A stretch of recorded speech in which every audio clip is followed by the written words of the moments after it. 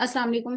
Okay, last video में हमने ये देखा था कि हम किस तरह से आईडी जो है वो ऑटोमेटिकली असाइन कर सकते हैं। ठीक है, मैक्सिमम नंबर उसमें हमने देखा था। ठीक है, अब हम क्या करेंगे, हम अपनी विजुअल बेसिक की जो हमारे कोडिंग सेक्शन है इसमें दोबारा आके हमें अब जो सबसे पहले तो एक काम ये कर लेते हैं कि हमारे पास ये जो स्क्रॉल ये वाला जो बटन है, स्पिन बटन, इसकी कोडिंग कर लेते हैं। ठीक है, हमने इसको क्या बोलना है यहाँ पे, ये रहा स्पिन बटन। ठीक है, हमें इसको बोलना है text box dot text box. कौन सा है ये text box? I think text box 3 dot value is equals to spin button 1 dot value, right. अच्छा, अब हम इसको रन करके देखते हैं हमारी वैल्यूज आई हैं कि नहीं आई। ठीक है, आ गई। अब ये यहाँ पे 19 से अबव ही क्यों आई हैं, ये भी हम एक चीज देख लेते हैं। ठीक, इसमें हमने ये किया है कि स्पिन बटन पे क्लिक करके यहाँ पे जो हमारा मैक्सिमम मिनिमम नंबर है वो हमने 18 दे दी कि एज जो है वो मस्ट बी ग्रेटर देन 18 हो, राइट। हम यहाँ पे 20 22 जो आपको रिक्वायरमेंट हो, जिस तरह की भी आप उस तरह से एज दे सकते हैं, राइट। अब हम क्या काम करेंगे, हमने सेव सेव के ऊपर जाहिर है सारा काम करना है। तो हम सेव के बटन पे क्लिक करेंगे और अब हम यहाँ पे लिखेंगे थोड़ी सी कोडिंग। और कोडिंग क्या होगी, वो कोडिंग होगी इस हवाले से कि हमें लाइक वर्क हमें किस तरह से जो हम फॉर्म के अंदर वैल्यूज फिल करें वो किस तरह से हमारी शीट के ऊपर ऑटोमेटिकली सिर्फ सेव का बटन दबाने से सेव हो जाए। ठीक है, तो हम यहाँ पे थोड़ी सी कोडिंग लिख लेते हैं। सबसे पहले हमने यहाँ पे दो वेरिएबल्स डिफाइन करनी है। एक हमने डिफाइन करना है रो काउंट के लिए, लाइक वो जिस वेरिएबल के अंदर रो को काउंट करके स्टोर करें। ठीक है, और दूसरा वेरिएबल हमने वर्कशीट के लिए करना है कि हम कौन सी वर्कशीट पे वर्क कर रहे हैं। तो हम सबसे पहले दोनों ले लेते हैं। डिम, इसको हम बोल देते हैं row count as long. Long क्यों, हमारे पास हमने एक वीडियो में देखा था कि हमारे पास जो इंटीजर होता है वो एक आई थिंक 36 के और 32 के तक का वेरिएबल स्टोर कर सकता है, उसके आगे वो नहीं कर सकता। तो इसलिए हमने लॉन्ग का यहाँ पे डाटा टाइप ले लिया है। दूसरा हम करेंगे डिम, इसको हम बोल देते हैं वर्कशीट, WS एज वर्कशीट। ठीक है, अब हमने यहाँ पे क्या करना है, हमने इसको बोलना है set WS is equals to sheet 1। यहाँ तक समझ आया? हमने इसको सेट जरूर करना है कि आखिर ये WS जो है वो हमारे पास है क्या है। अब सेकंड थिंग हमने जो करनी है वो ये है, रॉ रॉ काउंट के वेरिएबल के अंदर वैल्यू डिफाइन करनी है। तो row count row WC is equals to row count is equals to range.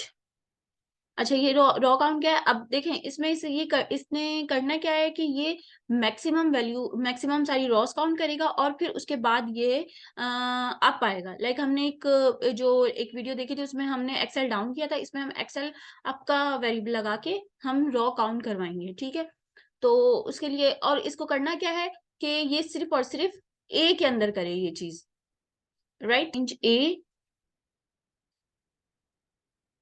And Ross dot count. ठीक है, ओके। यहाँ तक हमने इसको ये रॉस काउंट का फंक्शन लगा के हमने रॉ काउंट के अंदर स्टोर कराया। अब हमने क्या करना है, हमने इसको एंड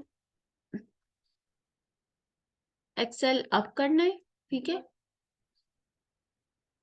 एंड एक्सेल अप क्यों किया है कि टोटल रोज काउंट करे और फिर उसके बाद अप आ जाए जहां भी लिखा हुआ है कुछ, तो और रॉ +1 कर दे। ठीक, यहाँ तक आपको समझ आया ये चीज? ठीक है, इसमें कोई भी रॉकेट साइंस नहीं है, ये सिंपल एक फॉर्मूला है। हमने रॉ काउंट के वेरिएबल के अंदर स्टोर करा दिया है क्या, रॉस, जो रॉ हमारी खाली होगी उसके अंदर उसने वैल्यू स्टोर करनी है। अब हम यहाँ पे विथ का ऑपरेशन स्टार्ट करेंगे, विथ WS। ठीक है, हम सबसे पहले एंड विथ कर देते हैं। अच्छा, अब हम यहाँ पे वर्क करेंगे, डॉट सेल्स लिखेंगे। ठीक है, अब सेल्स के अंदर हमने यहाँ पे रॉ हमने देनी है क्या है, और कॉलम हमने देना है, ठीक है। रॉ रॉ हमारी कहाँ से काउंट हो रही है, हमें बार बार रॉ लिखने की जरूरत नहीं है, हम यहाँ पे सिर्फ रॉ सी लिखेंगे, कॉमा कॉलम 1, ठीक है। ये हमारी रॉस काउंट हो गई कि किस रॉस के अंदर, रॉ के अंदर हमें ये वैल्यू स्टोर करना है। Dot value is equals to text box 1 dot value, यहां तक है, ठीक है। अब हम इसको कॉपी कर लेते हैं और पेस्ट कर देते हैं। हमारे पास कितने हैं ये, 1 2 3 4, ठीक है। ये हमारा जो ऑप्शन बटन है इसके लिए कोडिंग डिफरेंट होगी, तो हमने ये 4 टाइम पेस्ट करना है, राइट। अच्छा, अब यहाँ पे इनके कॉलम्स चेंज कर देंगे, 2 में आ जाएगा, 3 में आ जाएगा, और ये वाला आएगा, क्योंकि 4 में हमारा जेंडर आएगा और 5 में हमारे पास ये वाली आ जाएगी, राइट।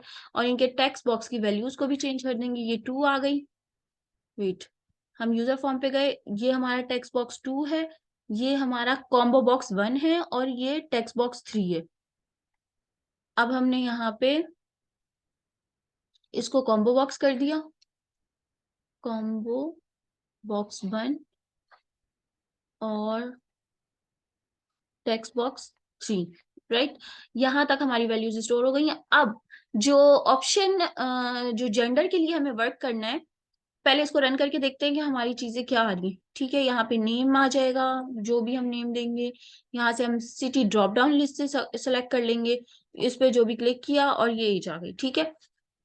यहाँ तक तो ये है, ठीक है। अभी हमारा जेंडर नहीं आया है, ये देखिए हमने क्लिक किया और हमारे ये सारे ऑप्शन यहाँ फिल हो गए, जेंडर नहीं आया क्योंकि जेंडर के लिए हमें कोडिंग थोड़ी सी डिफरेंट करनी पड़ेगी। चले उसके लिए देखते हैं कि हमें क्या कोडिंग करनी है।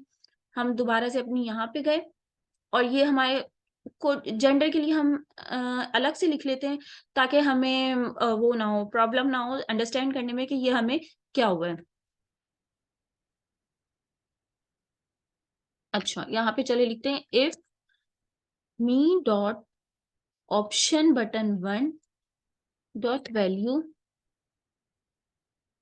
ओके, देन, ठीक है। ऑप्शन बटन 1 हमने यहाँ पे क्यों लिखा है, क्योंकि हमने उसका कोई नेम चेंज नहीं किया था, तो हम यहाँ पे ऑप्शन बटन 1 के नाम से ही इसको करेंगे। अब देखिए, अब ये डॉट सेल वाली चीज यहाँ आ जाएगी, डॉट सेल्स, इसके अंदर हमने किया ROWC, कॉमा, और कौन से कॉलम में चाहिए हमें, 4, ठीक है। क्योंकि हमारा 1 2 और 3 कॉलम में हमारी दूसरी वैल्यूज हैं, 4 में हमें जेंडर चाहिए, और इसको कर देंगे हम मेल, ठीक है। अच्छा, इसी को हम कॉपी करते हैं और इसी को हम पेस्ट कर देते हैं, और यहाँ पे हम कर देते हैं फीमेल, ठीक है। अब हम अपने प्रोग्राम को रन करके देखते हैं, देखिए यहाँ ऑटोमेटिकली 2 आ गई है। हमने नेम यहाँ पे, अब हम प्रॉपर लिखते हैं, हमने नेम यहाँ पे दे दिया अली, और सिटी हमने दे दी यहाँ पे फैसलाबाद, हमने इसको मेल सेलेक्ट किया, और एज हमने दे दी 22, ये देखें। अच्छा सॉरी, ये हमारे पास फीमेल आया है, क्यों, हम इसको चेक कर लेते हैं, हमने तो मेल सेलेक्ट किया था। हम्म, इफ मीन, अच्छा ये ऑप्शन बटन 1 है, हमें यहाँ पे 2 करना है, सॉरी, ठीक है। अब हम इसको दोबारा से रन करते हैं, फिर से हम अली बोलते हैं, और सिटी हमने ये कर दी, मेल किया, एज हमने दे दी और सेव कर दिया। अब देखेंगे हमारा मेल आ गया, ठीक है। अच्छा, अब हमने क्या करना है कि अगर हम इसको, एक इसमें प्रॉब्लम ये है कि हम यहाँ से आईडी मिटा के और हम इसको सेव कराएंगे तो ये बगैर आईडी के भी सेव हो जाएगा, तो हम चाहते हैं ये बगैर आईडी के सेव ना हो, तो उसके लिए हमें एक छोटी सी कोडिंग करनी पड़ेगी, ताकि हम रिस्ट्रिक्शन लगा सकें कि ये जो भी हमारी वैल्यू है ये बगैर आईडी के सेव ना हो, आईडी मस्ट हो, राइट। तो उसके लिए हम देख लेते हैं कि हम कौन सी कोडिंग करेंगे, वो हम नेक्स्ट क्लास में देखेंगे। अभी यहाँ तक की चीज आपको समझ आई है, ये एक प्रॉपर फॉर्म है, ये सिर्फ अभी सेव इसका काम हुआ है, बाकी सारी चीजें जो भी बटन्स हैं इन पे हम आगे वर्क करते हैं, ठीक है। तो नेक्स्ट वीडियो का वेट करें, तब तक के लिए अल्लाह हाफिज।